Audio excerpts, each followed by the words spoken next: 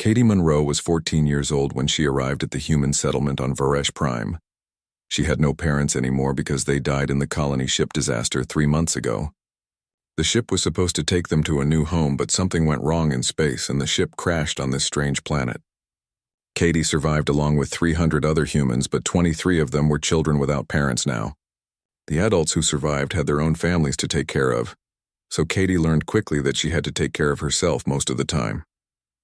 She did not complain because complaining never changed anything. She just worked hard and tried to stay out of trouble and hoped that someday things would get better. The settlement was built near a wide river that ran between the human buildings and the thick forests on the other side. The water in the river was not blue like Earth rivers, but red like rust because of the minerals in the rocks. The native people of this planet lived in those forests. They were called Varishians, and they looked almost like humans, but their skin had a blue tint to it, and their eyes were much larger and completely black. The humans did not know much about the Varishians except that there were thousands of them living in the area, and they did not seem happy about humans being on their planet. Commander Hayes told everyone to stay away from the natives and never try to talk to them or touch them because any mistake could lead to violence, and the humans did not have enough weapons or soldiers to fight if the Varishians decided to attack. Katie spent most of her days doing jobs that other people did not want to do. She cleaned the water filters and carried supplies from one building to another, and helped in the food storage area. Nobody gave her the good jobs because she was just an orphan, and orphans did not get to choose what they wanted. On this particular morning, she was told to go to the river and fill up 20 water containers because the settlement needed fresh water for drinking and cooking. It was early and the sun was just starting to come up over the horizon. The air was cold, and Katie could see her breath making small clouds in front of her face as she walked down the path toward the river. She reached the riverbank and set down the empty containers. The water looked cold and moved fast over the smooth rocks. Katie knelt down and started filling the first container when she heard a sound from across the river. It was a small sound, like someone trying not to cry out in pain. Katie looked up and saw something that made her heart beat faster. On the other side of the river, sitting on a flat rock, was a Vareshian girl. The girl looked about the same age as Katie, maybe a little younger. Her leg was bent in a way that legs should not bend, and the skin around the injury was dark purple. The girl was clearly in pain, and when she saw Katie looking at her, their eyes met across the water. Katie knew the rules. Commander Hayes had made them very clear. Do not interact with the natives. Do not approach them. Do not try to help them. Just stay away and mind your own business. Breaking these rules could mean punishment, or worse, it could start a conflict that would get people killed. Katie stood there frozen for a moment, looking at the injured girl across the river. The girl looked back at her with those big black eyes, and Katie could see fear in them, but also hope. The girl was alone and hurt and scared, and she was looking at Katie like Katie was the only person in the world who could help her. Katie looked back toward the settlement. Nobody was watching. It was still early, and most people were inside eating breakfast or getting ready for the day. She looked back at the Vareshian girl, who made another small sound of pain. Katie thought about her own parents and how they had always taught her to help people who needed help. They said it did not matter who the person was or where they came from. If someone needed help and you could give it, then you should. Katie knew her parents would want her to help this girl even if it meant breaking the rules. She did not think about it anymore. She just acted. Katie stepped into the cold water and started walking across the river toward the injured girl. The water was much colder than she expected, and the current was strong. It pulled at her legs and tried to knock her off balance. The rocks under her feet were slippery and smooth from years of water flowing over them. Katie had to move slowly and carefully, placing each foot down firmly before taking the next step. The water came up to her waist in the middle of the river, and for a moment she thought she might fall, but she kept going. The Vareshian girl watched her come closer. The girl tensed up like she might try to run away even though her leg was broken. Katie held up both hands with her palms facing forward, trying to show that she meant no harm. She moved very slowly and kept her movements gentle. When she finally reached the other side of the river, she climbed out of the water and approached the girl carefully. Up close, Katie could see that the girl was shaking from pain and cold. Her injured leg was definitely broken, and it needed to be treated soon or it might not heal properly. Katie pointed at the girl, then at the injured leg, then at herself, and made a motion like she wanted to carry the girl. The Vareshian girl stared at Katie for a long time. Katie could almost see the thoughts moving behind those black eyes. The girl was trying to decide if she could trust this strange alien creature who had waded across a river to reach her. Finally, after what felt like forever, the girl gave a small nod. Katie moved closer and very gently put one arm under the girl's shoulders, and the other arm under her knees, being very careful not to touch the injured leg. The girl was lighter than Katie expected, much lighter than a human girl the same size would be. Katie lifted the girl up and held her close. The Varetian girl made a soft sound, and then after a moment she rested her head against Katie's shoulder. Katie felt something shift inside her chest. This girl from another world was trusting her completely. Katie started walking back toward the river. The journey back was much harder because now she was carrying someone, and she had to be even more careful not to slip. The water seemed colder, and the current seemed stronger, and several times Katie almost lost her footing on the smooth rocks. But each time she managed to keep her balance and keep moving forward. The girl in her arms stayed very still and quiet, like she understood that any sudden movement might make them both fall.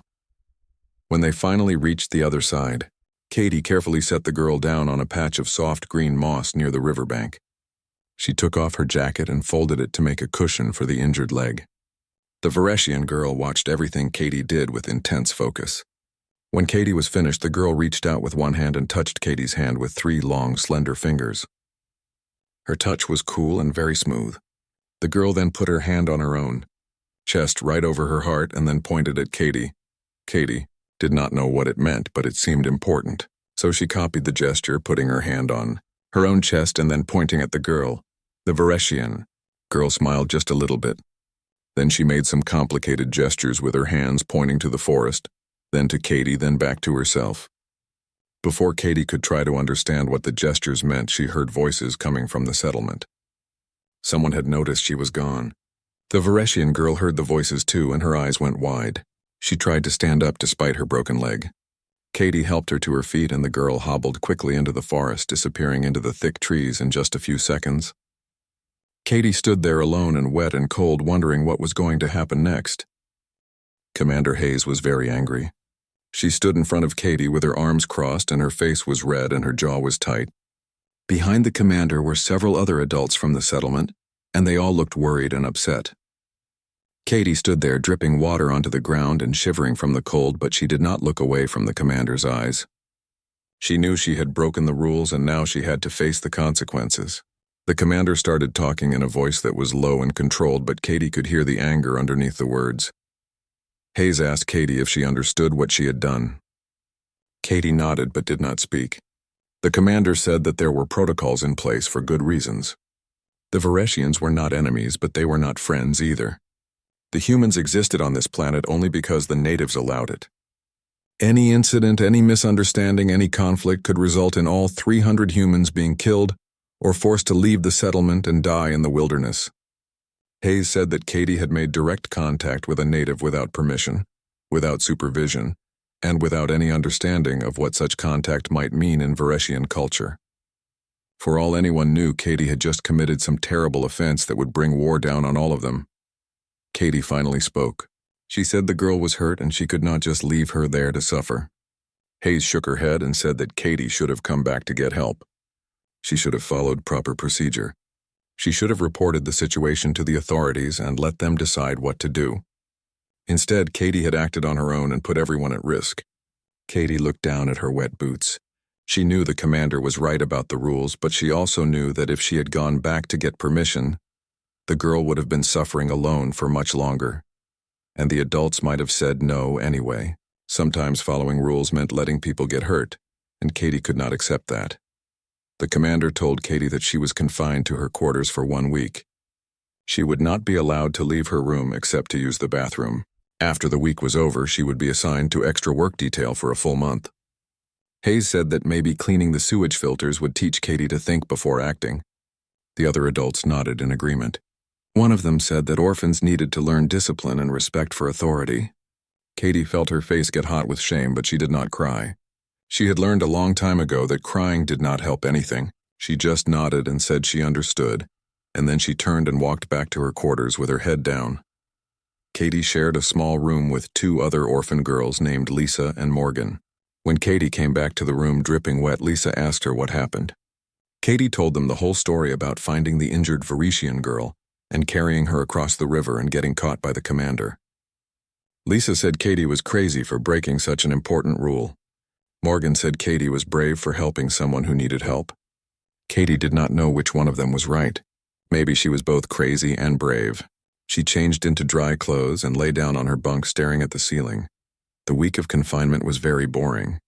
Katie was not allowed to go outside or do any work or talk to anyone except Lisa and Morgan. She spent most of her time reading old books on a data pad or staring out the small window at the settlement.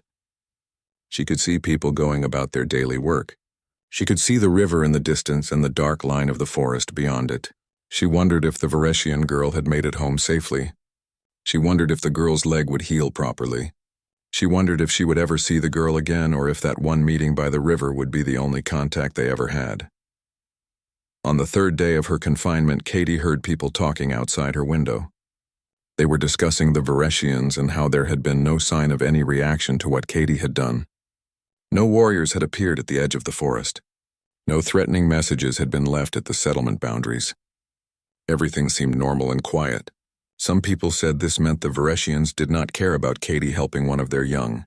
Other people said it meant the Varetians were planning something, and the humans should be ready for an attack. Katie listened to all the theories and worried that she really had caused trouble for everyone. At night, Katie had trouble sleeping. She kept thinking about the girl and the way she had looked at Katie with those huge black eyes. There had been so much pain in those eyes, but also trust. The girl had let Katie carry her across the river, even though Katie was a complete stranger from a different species. That took courage and faith. Katie had felt something pass between them in that moment when the girl touched her hand and made that gesture over her heart. It was like a connection that went deeper than words or culture or the differences between their peoples. When the week finally ended, Katie was released from confinement and assigned to work in the waste management facility. It was the worst job in the settlement. She had to clean filters and pump out sewage and deal with smells that made her stomach turn. The other workers at the facility were all people who had been punished for various offenses. They did not talk much, and they did not seem interested in being friendly. Katie worked in silence, doing her job and trying not to think about how unfair life had become. She had tried to do a good thing, and now she was being punished for it, while the adults who made the rules sat in comfortable offices and told everyone else what to. 2 weeks passed and nothing unusual happened. The settlement continued its normal routine. People worked and ate and slept and complained about the heat or the cold or the food or whatever else they could find to complain about. Katie kept her head down and did her work and tried not to cause any more trouble. She stopped going to the river because she did not want to risk another incident. She stayed away from the forest and avoided looking at the trees where the Varetians lived. She told herself that helping the girl had been worth the punishment even if nothing came of it. Then one morning everything changed.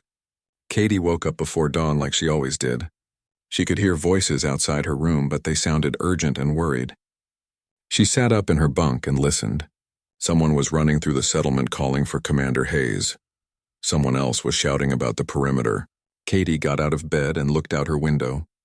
What she saw made her blood run cold. There were figures standing at the edge of the settlement near her building. Tall figures in dark armor carrying long spears.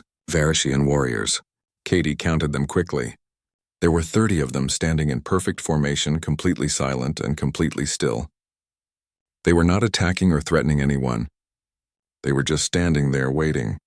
Katie heard heavy footsteps in the hallway and then someone pounded on her door. It was Commander Hayes.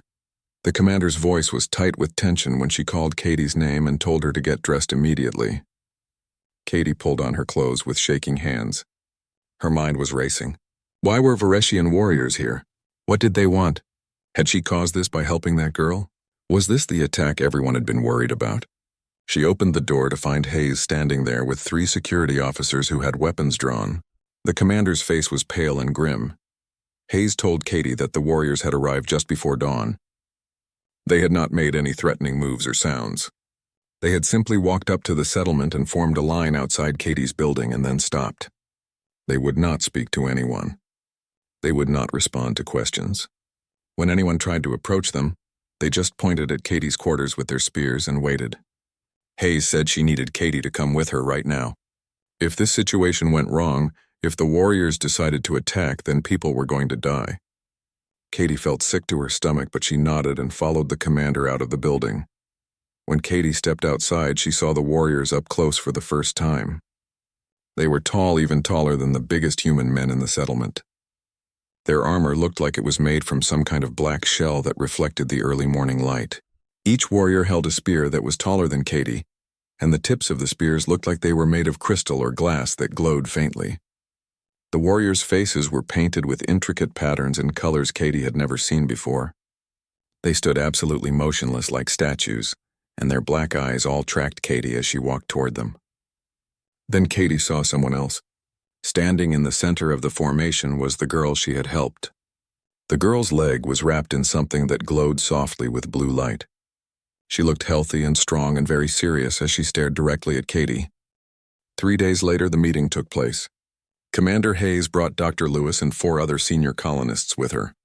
She also insisted that Katie come along since the whole situation had started, because of Katie's actions, and the chief had specifically asked about her. Katie wore the cleanest clothes she had, which was not saying much since orphans did not get new clothes very often. She felt nervous and out of place walking with the adults toward the forest where Sela and her warriors waited to guide them to the chief's village. The journey through the forest took most of the morning. The trees were massive and ancient, with trunks wider than houses and branches that formed a canopy so thick that little sunlight reached the ground. Everything was covered in moss and strange plants that glowed faintly in the dim light. The air smelled of earth and something sweet that Katie could not identify. Sela led the way, moving confidently through the forest on paths that were invisible to human eyes. The warriors surrounded the human, group not threatening but clearly guarding, and Katie noticed they paid special attention to her position, always keeping at least 2 warriors close by, the village. When they reached it was not what Katie had expected. She had imagined primitive huts or simple shelters, but the Vareshian buildings were sophisticated structures made from living trees that had been shaped and grown into specific forms. The walls were smooth bark and the roofs were layers of leaves that overlapped perfectly to keep out rain. Everything blended so well with the forest that from a distance the village was almost invisible. Hundreds of Vareshians stopped what they were doing to watch the humans pass. Their faces showed curiosity and caution, but not hostility. Children peeked out from behind their parents and pointed at the strange visitors. At the center of the village stood the largest structure, a building that rose 3 levels high with intricate carvings covering every surface. Sela led them inside where the air was cool and smelled of something like cinnamon. The interior was lit by more of those glowing plants that grew in clusters along the walls. They entered a large circular room where the chief sat on a raised platform. He was an imposing figure, even sitting down. His skin had the same blue tint as Sela's, but marked with silver patterns that covered his arms and face. His eyes were wise and measured, and when he looked at Katie, she felt like he could see straight through to her soul. The chief spoke, and his voice was deep and resonant, filling the room. Dr. Lewis scrambled to get his translation device working properly. The device was better at handling the chief's formal speech than it had been with Sela's, but Lewis still had to pause frequently to work out meanings. The chief welcomed the humans to his home and thanked them for accepting his invitation. He said that his daughter had told him everything about her encounter with Katie. He had heard how Katie had risked punishment from her own people to help a stranger. He had heard how Katie had carried Sela across a dangerous river without knowing who she was or what such an act might mean. The chief explained that Vareshian culture valued courage and compassion above all other qualities. In their society, strength was measured not by how well someone could fight, but by how well someone could protect and care for others. When Sela had been injured and alone, she had been at her most vulnerable. Any Vareshian who found her would have been obligated by custom to help her, but Katie was not Vareshian. Katie had no obligation, no cultural requirement to help. Yet Katie had helped anyway. This demonstrated something rare and precious. It showed that Katie possessed what the Vareshians called core honor, which meant honor that came from within rather than from rules or expectations. Commander Hayes listened carefully to the translation and then responded. She said that Katie had acted against orders and had been punished for breaking the rules. She said this not to criticize Katie, but to be honest about human culture and how it sometimes conflicted with individual conscience. The chief seemed to understand.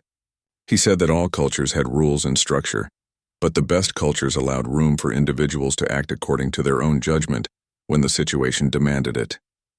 He said Katie had shown excellent judgment even if her superiors did not agree at the time. Then the chief made his proposal. He said that the Vareshians had been watching the human settlement since it was first established. They had seen humans struggling to survive in a world they did not understand. The Vareshians could have driven the humans away at any time, but they had chosen to wait and observe instead. They wanted to understand what kind of beings these aliens were. Katie's action had answered that question. It proved that humans were capable of compassion and courage. It proved that humans could be trusted. The chief offered a formal alliance. The human settlement would be recognized as part of his territory. His people would teach the humans how to live on Varesh Prime. They would show them which plants were safe to eat, which animals to avoid, and where to find the resources they needed. They would share their knowledge of the land and the weather and the dangers. In exchange, the humans would share their knowledge of the stars.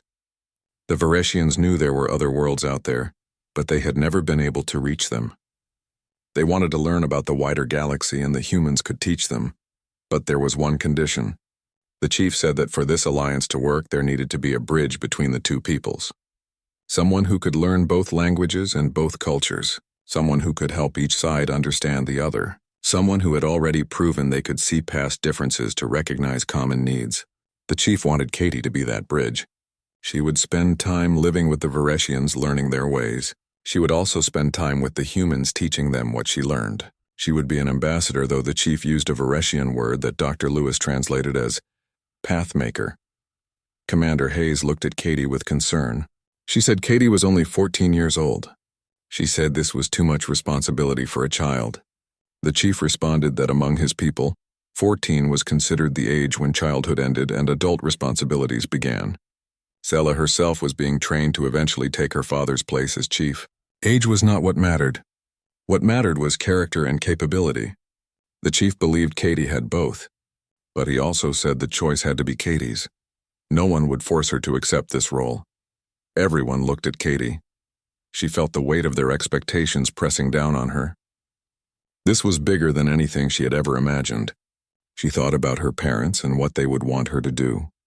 She thought about the other orphans back at the settlement who had no real future unless things changed. She thought about Sela and the trust in her eyes when Katie had carried her across the river. She thought about all the humans and Vareshians who could benefit if this alliance worked. And she thought about what she herself wanted, which was to matter, to have a purpose, to be more than just an orphan that nobody cared about. Katie took a deep breath and looked directly at the chief. She said she would do it. She said she would learn everything she could and work as hard as she needed to in order to help both peoples understand each other. She said she was scared because it was such a big responsibility, but she was willing to try. The chief smiled, and it transformed his serious face into something warm and approving. He stood up and walked down from his platform. He came to Katie and placed his hand on her shoulder. The touch was gentle, and Katie felt honored by it. The chief said Katie would begin her training immediately. Sela would be her primary teacher since they were close in age and already had a bond. Katie would live in the village for 10 days at a time, and then return to the human settlement for 5 days. During her time in the village, she would learn the Vareshian language and customs and history. During her time at the settlement, she would teach the other humans what she had learned. The chief said this would continue for as long as necessary until Katie was fully fluent in both cultures and could move between them easily, Commander. Hayes agreed to the arrangement, though Katie could see she was still worried. The other human officials asked questions about safety and protocols and what would happen if something went wrong. The chief answered each question patiently and thoroughly. He assured them that Katie would be protected and honored in the village. He said that any Vareshian who harmed her would face the most severe punishment. He said Katie was now under the same protection as his own daughter, which meant she was one of the most important people in the region. Hayes finally seemed satisfied and agreed to trust the chief's word. As the meeting ended and the humans prepared to leave, Sela came over to Katie. She took Katie's hand and squeezed it. Then she made a gesture toward the door, and Katie understood. She was inviting Katie to stay now to begin the training right away. Katie looked at Commander Hayes, who nodded permission. Katie took a deep breath and followed Sela out of the meeting room. Her new life was beginning, and she had no idea where it would lead, but she knew it was going to be extraordinary. The Vareshian girl stepped forward and the warriors moved aside to let her through. She walked with only a slight limp now, and the glowing bandage around her leg pulsed with soft blue light. When she reached Katie, she made that same gesture again, putting her hand over her heart and then extending it toward Katie with her fingers spread. Katie felt every eye watching her, both human and Vareshian. She did not know what to do, but something inside her knew this was important. She copied the gesture, putting her hand over her own heart, and then reaching toward the girl. The Vareshian girl smiled, and Katie saw relief in those dark eyes. Then the girl began to speak. Her voice was musical and strange, with sounds that human vocal cords could probably never make. The words flowed together in patterns that rose and fell like singing. Her hands moved as she spoke, making shapes and gestures that seemed to be part of the language itself. Katie had no idea what any of it meant, but she could hear the emotion behind the words. There was gratitude and respect and something else, something that sounded almost like a formal declaration. The girl spoke for several minutes, and the warriors stood silently behind her, listening with what looked like approval on their painted faces. Commander Hayes had brought Dr. Lewis with her. Lewis was an old man with white hair and thick glasses, who had been studying the Vareshian language since the humans first arrived. He had a translation device in his hands, and he was frantically pressing buttons and adjusting settings, trying to capture and translate what the girl was saying. The device made beeping sounds and displayed words on its small screen, but Lewis kept shaking his head and muttering that the translation was incomplete. When the girl finally stopped speaking, Lewis looked up at Commander Hayes with an expression of disbelief on his face. Hayes asked Lewis what the girl had said. Lewis adjusted his glasses and looked at his device again, as if hoping the words would change. Then he cleared his throat and started explaining. He said the translation was rough because the device was not very good at handling formal Vareshian speech patterns, but he thought he understood the basic meaning. The girl was apparently someone very important. She was the daughter of the regional chief who ruled over several thousand Vareshians in this part of the planet. When Katie had helped her, when Katie had carried her across the river despite the rules and the risks, Katie had triggered something called a life debt in Vareshian culture. Hayes asked what exactly a life debt meant. Lewis explained that in Vareshian society, when someone was helpless and injured, they became vulnerable to anyone who found them. According to their customs, Katie would have been within her rights to ignore the girl or even to harm her if she wanted. But instead, Katie had shown compassion and care without expecting anything in return. This created a sacred bond that could not be broken. The girl now considered Katie to be part of her family. More than that, Katie was under the protection of the chief's household, which meant these 30 warriors standing before them were the chief's personal guard. And they had come to make a formal declaration of that protection. One of the other colonists who had gathered to watch asked what this meant for the settlement. Lewis said he was not completely sure, but based on what he understood about Vareshian customs, it meant that Katie was now considered sacred in some way. Any threat to Katie would be treated as a threat to the chief's own daughter. The 30 warriors were here to make that clear to everyone. They were showing that Katie was under their watch and under their oath. Lewis said this was actually a great honor in Vareshian culture, but it also came with responsibilities that he did not fully understand yet. Katie stood there feeling overwhelmed. She had just wanted to help an injured person. She had not known the girl was important.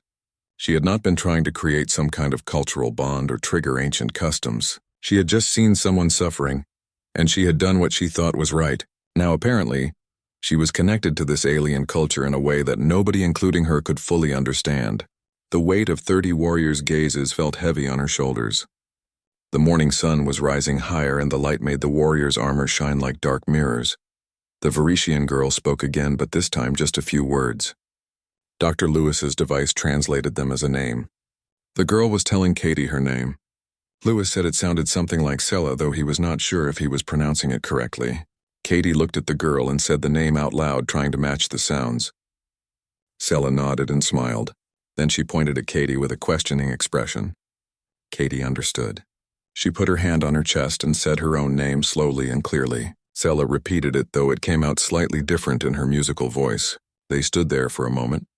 Two young females from different worlds, connected by a simple act of kindness that had somehow become something much bigger. Commander Hayes asked Lewis if there was some kind of response expected from the humans. Lewis said he thought the girl was waiting for acknowledgement of her declaration. Hayes asked what kind of acknowledgement. Lewis shrugged and said maybe just acceptance. Hayes looked at Katie for a long moment. The commander's face was still tense, but some of the anger from before had faded. Hayes asked Katie if she understood what was happening. Katie nodded, though she did not really understand all of it. Hayes sighed and said that Katie had changed everything, whether she meant to or not. The relationship between the humans and the Vareshians would never be the same after this. Hayes stepped forward and faced Sela directly. She made a formal bow, which was about the only universal gesture of respect that humans had. Sela seemed to understand and bowed back, though her bow was different, involving a complex movement of her hands and a slight tilt of her head. Then Sela said something else and gestured toward the forest. Lewis translated haltingly. He said Sela was inviting the human leaders to meet with her father, the chief. She said there were things to discuss about the future and about the place of humans on Varesh Prime. Lewis added that refusing such an invitation would probably be seen as a terrible insult. Hayes agreed immediately. She said she would be honored to meet with the chief. Sela nodded, and then she turned back to Katie. She reached out and took Katie's hand in her own. Her fingers were cool and smooth, and she squeezed gently. Then she let go and stepped back. She said something to the warriors in a commanding tone. The warriors all struck the butts of their spears against the ground once in perfect unison, making a sound like thunder. Then they turned as one and began walking back toward the forest, with Sela leading them. Katie watched them go until they disappeared into the trees. The colonists who had gathered started talking all at once. Everyone had questions and opinions and theories about what just happened. Some people were excited, saying this could be the beginning of a real alliance with the natives. Other people were worried, saying that getting involved with Vareshian politics was dangerous. A few people were angry at Katie for causing all this disruption. Katie heard someone say that orphans should not be allowed to make decisions that affected the whole community. She felt her face get hot, but she did not respond. She just stood there staring at the forest where Sela had vanished. Commander Hayes dismissed most of the crowd and told them to get back to work. She kept Katie and Dr. Lewis with her, and they went to her office. Hayes sat down behind her desk and rubbed her temples like she had a headache. She told Katie to sit down. Katie sat in a hard chair across from the desk and waited. Hayes finally looked up and asked Katie why she did it. Not the official question she had asked before, but the real question. Why risk everything for a stranger? Katie thought about it for a moment. Then she said because it was the right thing to do. Because the girl needed help and Katie could give it. Because if their positions had been reversed, Katie would have wanted someone to help her. Hayes was quiet for a long time. Then she said that Katie's parents would have been proud of her. Katie felt tears sting her eyes, but she blinked them back. Hayes said that everything was about to change. The chief wanted to meet, and that meeting would determine the future of human presence on this planet. Lewis would need time to prepare proper translations and learn about Vareshian diplomatic customs. And Katie, whether she liked it or not, was now at the center of whatever was going to happen next. Hayes asked Katie if she was ready for that responsibility. Katie did not feel ready at all, but she nodded anyway. She had started this by helping Sela, and now she would see it through to whatever end it brought. The first 10 days in the Vareshian village were the hardest days of Katie's life.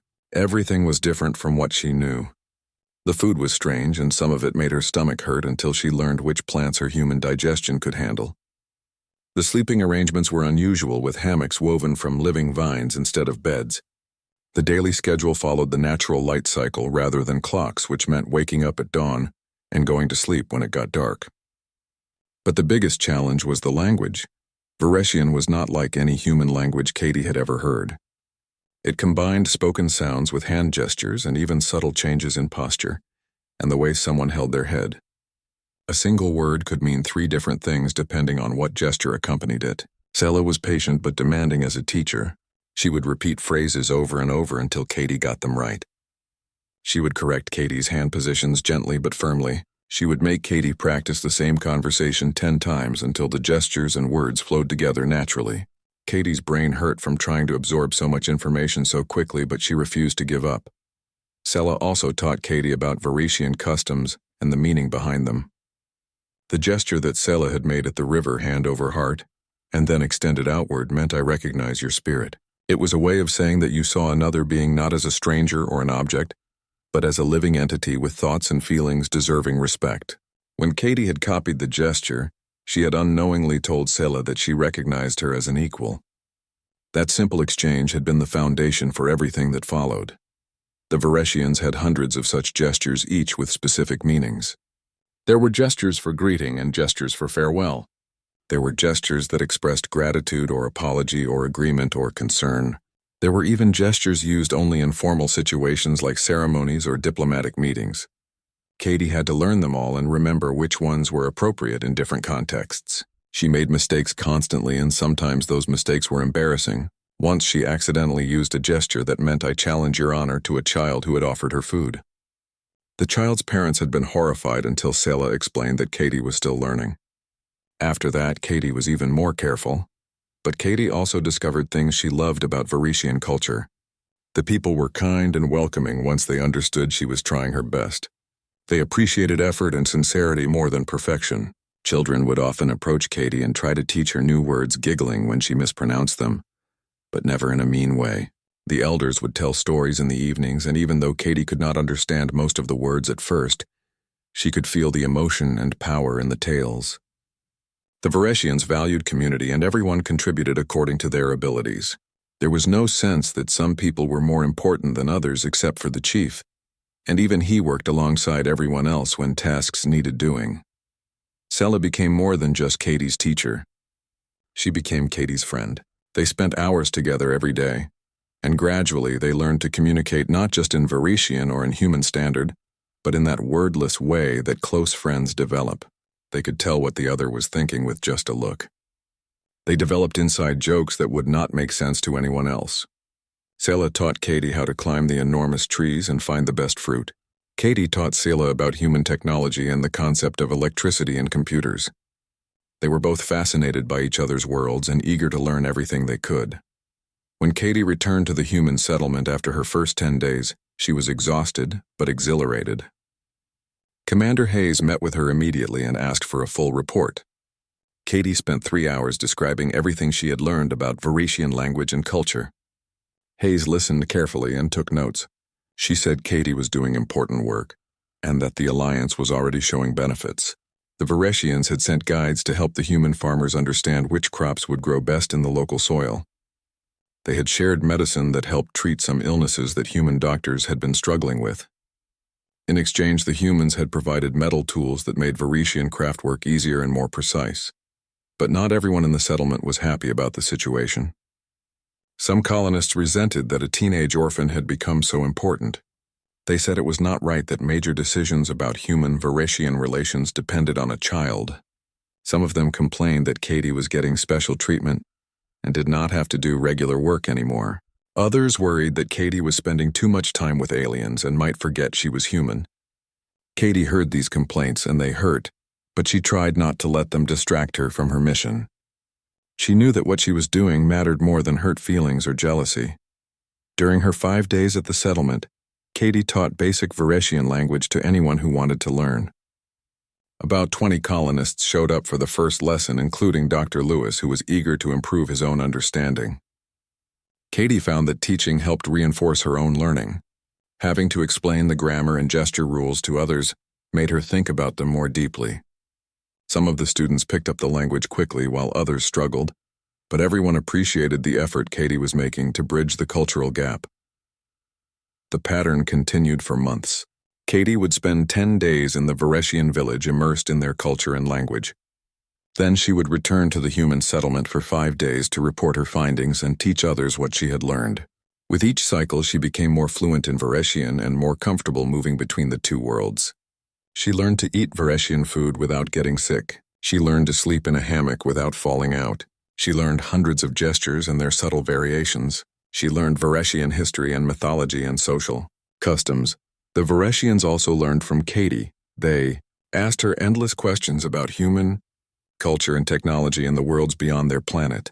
Katie told them about cities with millions of people living in buildings that touched the sky. She told them about ships that could travel between stars and machines that could think and calculate faster than any biological mind. She told them about art and music and literature from dozens of different human worlds. The Vareshians listened with fascination, and some of them began to dream of one day traveling to the stars themselves. 6 months after the alliance began, there was a crisis. A group of young Varetian hunters had an encounter with human miners who were exploring in the mountains. Neither group spoke the other's language, and a misunderstanding led to threats and weapons being drawn. No one was hurt, but both sides retreated and reported the incident to their leaders. The chief sent word to Commander Hayes asking for an immediate meeting. Hayes brought Katie along as translator since Dr. Lewis and his device were still not as effective as Katie had become. The meeting was tense at first. Both sides were worried that the alliance might collapse over this incident.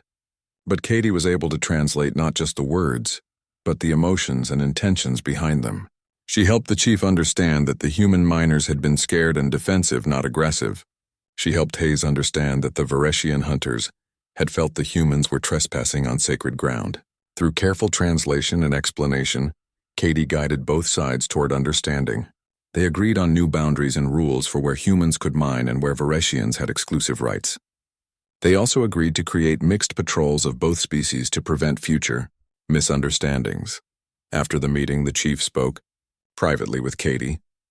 He told her she had done well and that she was becoming exactly the bridge between peoples that he had hoped for.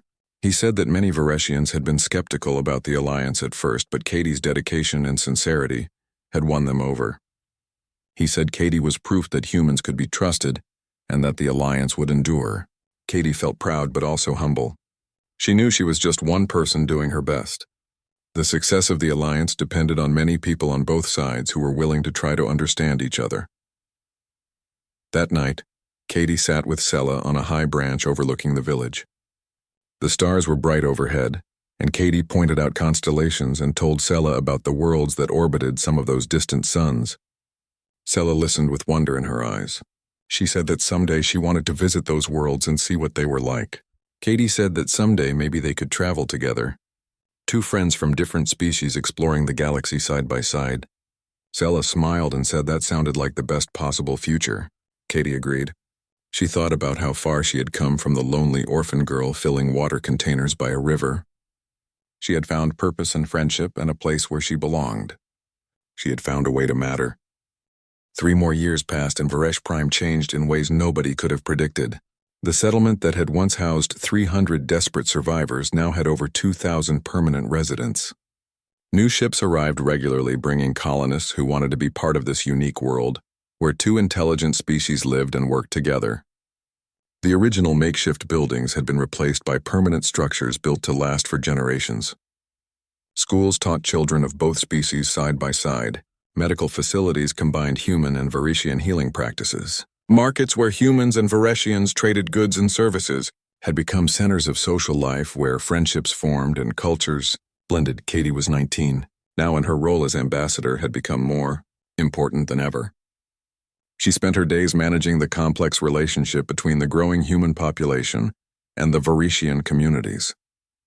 She negotiated trade agreements and resolved disputes and helped create policies that protected the interests of both species. She trained other humans in Varetian language and customs, so they could communicate effectively with the natives. She advised Varetian leaders on human culture and technology, so they could make informed decisions about what to adopt and what to avoid. It was demanding work, but Katie had grown into the role and she handled it with skill and confidence. Sella had also grown into her responsibilities. She was being trained to eventually succeed her father as chief, and she took her duties seriously. She and Katie still worked together closely, and their friendship had deepened over the years. They understood each other in ways that went beyond language or culture. They could communicate with just a glance or a gesture. They trusted each other completely, and that trust extended to the peoples they represented. When humans and Varetians saw how well Katie and Sella worked together, it gave them confidence that the alliance would endure.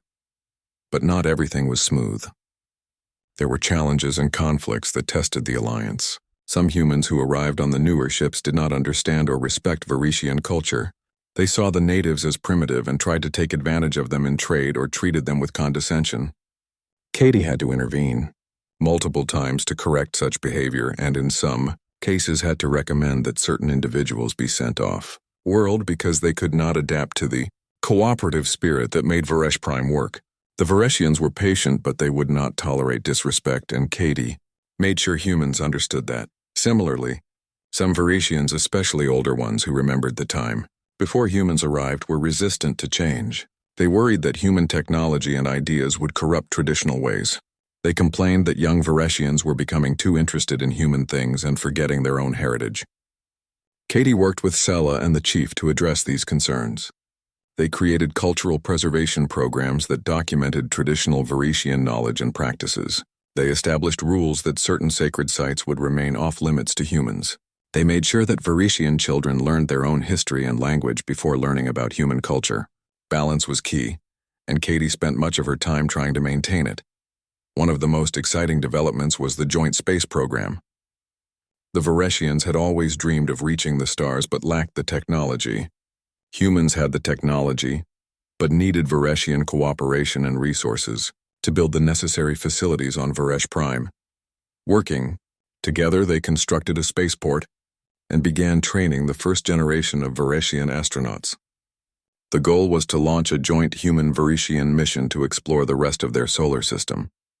It would be a powerful symbol of what the two species could achieve together. Sela volunteered to be part of the first astronaut class. She said that as the future chief, she needed to understand both worlds that her people inhabited, not just the surface of Varesh Prime, but the larger universe beyond. Katie supported her decision, though she worried about the risks. Space travel was dangerous even with human technology, and the Vareshians had never done it before. But Sela was determined, and Katie knew better than to try to stop her friend when she set her mind on something. Katie attended all of Sela's training sessions when she could and watched with pride as Sela mastered the complex systems and procedures required for spaceflight. The launch day arrived. 2 years after the program began, the entire community gathered at the spaceport to watch. The spacecraft was a hybrid design combining human propulsion technology with Vareshian life support systems that were better adapted to the needs of both species. The crew consisted of 3 humans and 3 Vareshians, including Sela.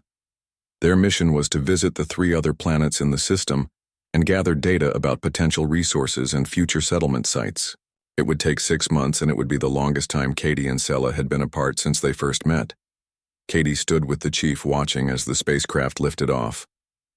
The roar of the engines was deafening and the ground shook with the force of it. The ship rose into the sky, trailing fire and smoke, and then disappeared into the clouds.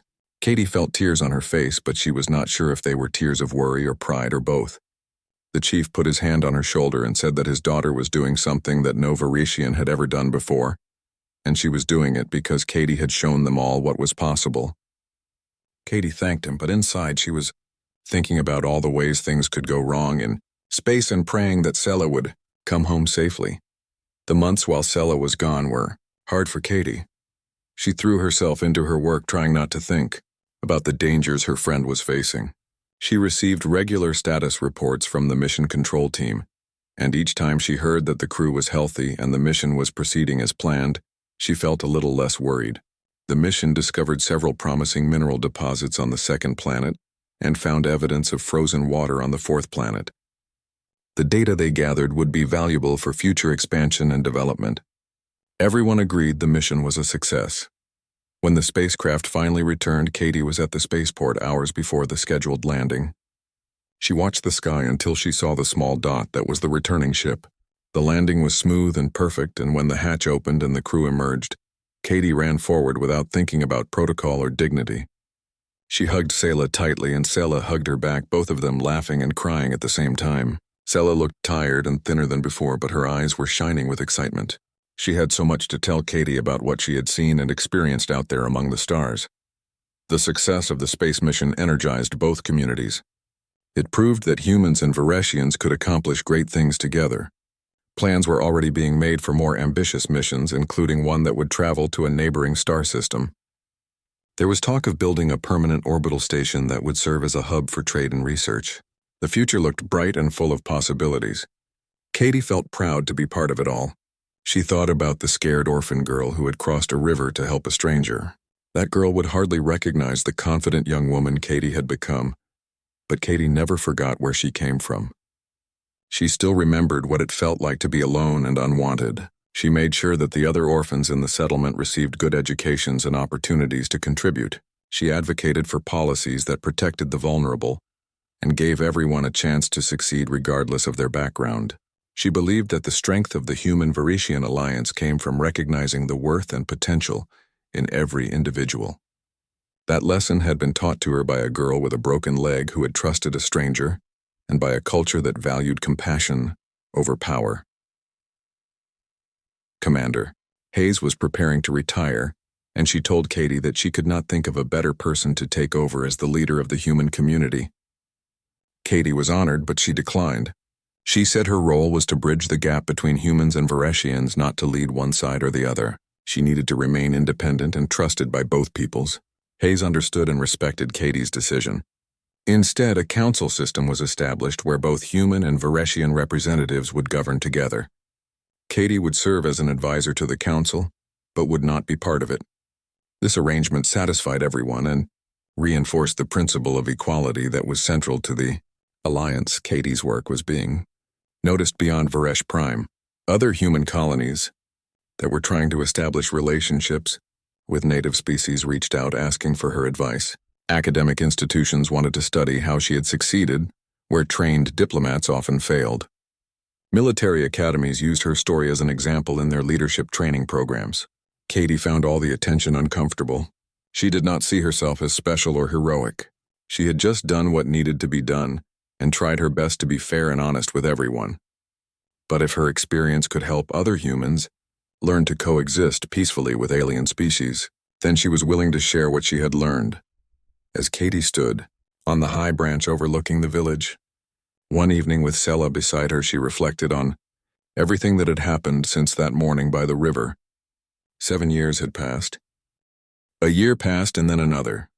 Katie was 16 now and no longer the uncertain girl who had carried an injured alien across a river. She was fluent in Varetian language and could move through their culture as easily as she moved through human society. She had become a true bridge between the two peoples. The alliance had grown stronger with each passing month. Humans and Varetians worked together on projects that benefited both species. Human engineers helped the Varetians build better water systems and stronger structures, using a combination of human technology and Varetian knowledge of living materials. Varetian healers taught human doctors about native medicines that could treat illnesses human pharmaceuticals could not touch. The settlement had expanded significantly. More buildings had been constructed using hybrid techniques that combined human engineering principles with Varetian aesthetic sensibilities. The result was a community that looked neither fully human nor fully Varetian, but something new and beautiful. Gardens growing both earth plants and native Varetian crops surrounded the buildings. Children of both species played together in shared spaces, learning each other's games and languages. It was becoming common to see mixed groups of humans and Varetians working side by side or sharing meals, or simply talking together as friends. Katie's role had evolved beyond just translation. She had become an official ambassador with real diplomatic authority. When disputes arose between humans and Varetians, Katie was called in to mediate. When new policies needed to be established that would affect both communities, Katie helped draft them in ways that respected both cultures. She worked closely with Commander Hayes and the chief to ensure that the alliance remained strong and fair. It was exhausting work, but Katie loved it. She felt like she was making a real difference in the world. Then something happened that changed everything again. A ship appeared in orbit around Varesh Prime. It was a human rescue vessel sent from the nearest colonial authority to check on the crash survivors. The ship had taken years to reach them because Varesh Prime was in a remote part of space. When the ship made contact with the settlement, there was celebration. Many colonists had believed they would never see another human ship again. The arrival meant they could send messages home to distant family. It meant they could receive supplies and medicine and technology they had been lacking. But it also meant decisions had to be made. The ship's captain, whose name was Gregory Parker, came down to the settlement with a team of officials. They were shocked by what they found. They had expected to rescue desperate survivors barely clinging to life on a hostile world. Instead, they found a thriving community living in harmony with an intelligent native species. Captain Parker met with Commander Hayes and asked for a full report on everything that had happened since the crash. Hayes told him the whole story, including Katie's role in establishing the alliance. Parker asked to meet Katie personally. Katie was nervous about the meeting. Parker was an official representative of human colonial authority, and he had the power to make decisions that would affect everyone on Varesh Prime. She met him in Commander Hayes's office and was surprised to find him younger than she, expected maybe in his 30s with kind eyes and a thoughtful expression. Parker asked Katie to explain her work with the Vareshians. Katie told him about learning the language and the culture and the customs. She told him about the alliance and how it had benefited both humans and Vareshians. She told him about Sela and the chief and the trust that had been built between the two peoples. Parker listened carefully and asked good questions. He wanted to know about Vareshian technology level and population and social structure. He wanted to know if there had been any conflicts and how they had been resolved. He wanted to know what resources the planet had, and whether the alliance was economically sustainable. Katie answered everything as honestly as she could. Finally, Parker sat back and said that what had been accomplished here was remarkable. He said most first contact situations ended badly with misunderstandings and conflict. The fact that humans and Vareshians had not only avoided war but had built a genuine partnership was almost unheard of. But then Parker explained the situation from the colonial authorities' perspective. Varesh Prime was now officially discovered and registered as a world with intelligent native life. This meant it fell under protection protocols designed to prevent exploitation of less developed species. The colonial authority would need to establish an official presence here to monitor the situation and ensure that humans were not taking advantage of the Vareshians. There would be rules and regulations and oversight. Parker said he would do his best to keep the bureaucracy minimal, but some changes were inevitable. Katie felt worried. She asked what this meant for the alliance. Parker said it meant that everything Katie and the others had built would need to be formalized. There would need to be official treaties and trade agreements and legal frameworks. The good news was that because the Vareshians had clearly demonstrated their intelligence and agency, they would be recognized as equals in any agreements. The colonial authority would not impose human rule on them, but there would need to be structure and documentation. Parker said he would need to meet with the chief to explain all this. The meeting with the chief took place 3 days later. Katie served as translator, though Parker had brought his own translation equipment. The chief listened to Parker's explanation of colonial authority and protection protocols and legal frameworks. When Parker finished, the chief was quiet for a long time. Then he asked Katie if she trusted this Captain Parker. Katie thought about it and said yes.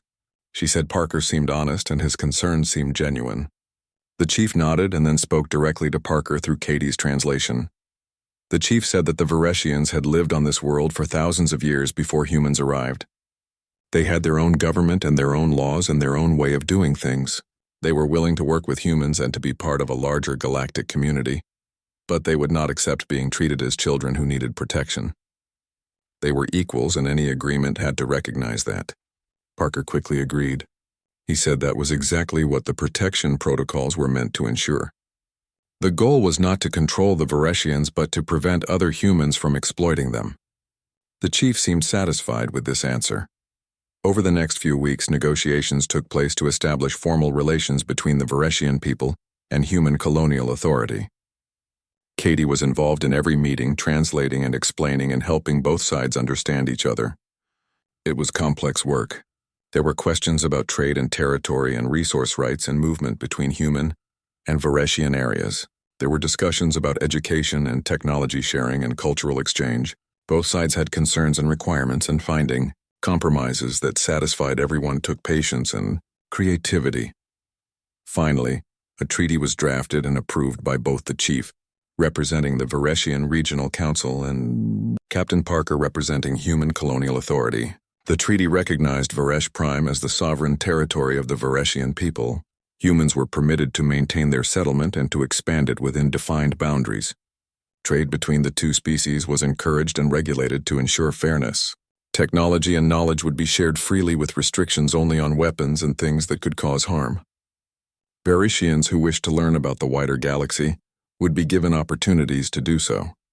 Humans who wished to live among Vareshians would be allowed with proper cultural training. The treaty was signed in a ceremony that brought together humans and Vareshians from across the region. Katie stood beside Sela watching as their leaders put their marks on the official documents. It felt like the culmination of everything they had worked for. But it also felt like just the beginning. Captain Parker had brought news that other humans would be coming to Varesh Prime, now that it was officially open for settlement. There would be scientists and traders and teachers and tourists. The small community would grow into something much larger. Change was coming, and it would bring both opportunities and challenges. After the ceremony, Katie and Sela walked together to their favorite spot on the high branch overlooking the village. Sela asked Katie if she was happy with how things had turned out. Katie said yes, but also that she was nervous. Everything was going to get more complicated now. Sela agreed, but said they would face it together. They had built something strong, and it would endure. Katie hoped she was right. She thought about that day by the river when she had carried an injured girl across cold water. That simple act had led to all of this. It proved something Katie's parents had always told her, that small kindnesses could have big consequences. You never knew how one good deed might change the world. Captain Parker approached Katie before his ship departed. He told her that her work would not go unnoticed. The colonial authority was amazed by what she had accomplished at such a young age. They wanted to offer her a formal position as the official human ambassador to the Vareshian people. It would come with proper training and support and authority. Katie would represent human interests while also advocating for Vareshian rights. 10 years after Katie Monroe carried an injured Vareshian girl across a river, the world had changed beyond recognition. Varesh Prime was now one of the most successful examples of human-alien cooperation in the known galaxy. The population had grown to over 50,000, with humans and Vareshians living in integrated communities across 3 continents. Cities built using hybrid architecture blended the best of both cultures into something entirely new. Children grew up speaking both languages and learning both histories. Mixed crews explored space together. Joint research programs advanced science and medicine for both species. What had started with one act of kindness had grown into a civilization that proved different intelligent species could not just coexist but thrive together. Katie was 24 now, and her work had expanded far beyond Varesh Prime. She traveled to other worlds, helping establish first contact protocols and advising on human-alien relations. She had written books about cross-cultural communication and the ethics of interspecies cooperation. Universities offered her teaching positions, and governments wanted her to train their diplomatic corps. But Katie always returned to Varesh Prime because it was home. This was where she belonged and where her work mattered most. She was still the primary ambassador between humans and Vareshians, and she took that responsibility seriously. Sela had become chief 2 years earlier when her father decided it was time to step down. She was young for a Vareshian leader, but she had proven herself capable and wise beyond her years. Under her leadership, the Vareshian people had embraced the opportunities that contact with humans offered, while also preserving the core values and traditions that defined their culture.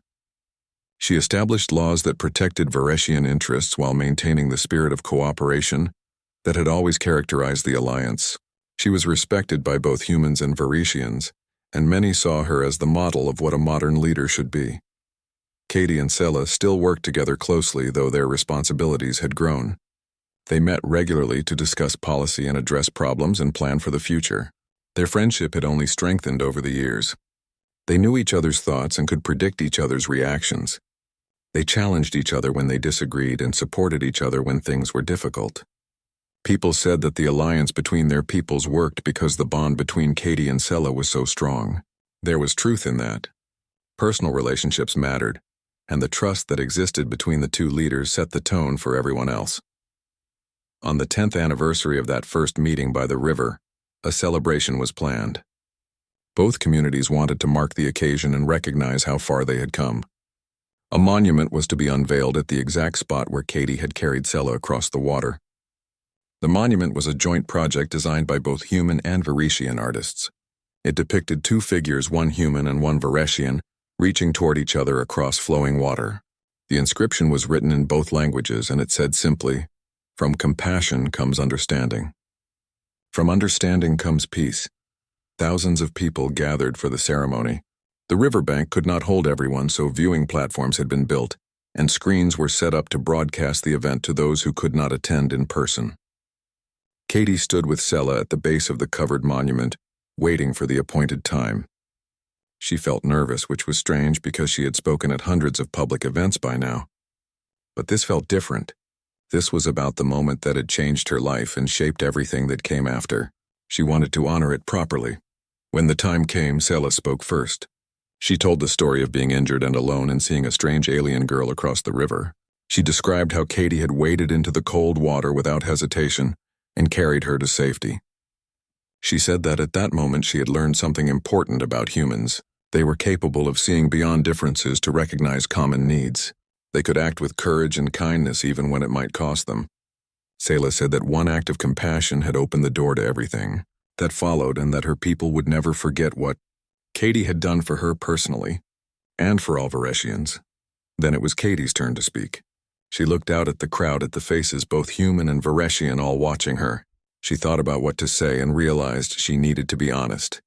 She told them that when she helped Selah, she had not been thinking about diplomacy or alliances or changing the world. She had just seen someone suffering, and she could not walk away from that. She said that anyone with a heart would have done the same thing. But she also said that sometimes small choices had big consequences, and that everyone had the power to make choices that mattered. She said the success of the human-Vareshian alliance was not because of what she had done that day by the river. It was because thousands of people on both sides had chosen every day since then to treat each other with respect and fairness and compassion. Katie and Selah pulled the covering off the monument together. The crowd cheered and applauded. The sculpture was beautiful, capturing a moment of connection between two beings from different worlds. Water seemed to flow around the figures, created by clever use of polished stone that caught the light. Katie stared at it for a long moment, feeling the weight of everything it represented. Then she felt Selah take her hand and squeeze it. Katie squeezed back. They stood there together in front of the monument they had inspired while the celebration continued around them. Later that evening, after the public events were over, Katie and Selah returned to the riverbank alone. They sat on the same rocks where Selah had waded injured and scared all those years ago. The river still ran red with mineral deposits and the water was still cold, but everything else had changed. Katie said it was strange how one morning could alter the course of so many lives. Selah said it was not strange at all. She said actions had consequences and good actions had good consequences. Katie had chosen to help, and that choice had rippled outward, touching thousands of lives in ways big and small. They talked about the future. There were plans to establish a formal federation of worlds that would include both human and Vareshian colonies. There were proposals for joint exploration missions to distant parts of the galaxy. There were exchange programs that would send young people of both species to learn on different worlds. The possibilities seemed endless. But Selah said that none of it would work if people forgot the lesson that Katie had taught. That compassion mattered. That seeing the humanity, or in this case the personhood in others, was more important than any law or treaty or technology. Katie agreed.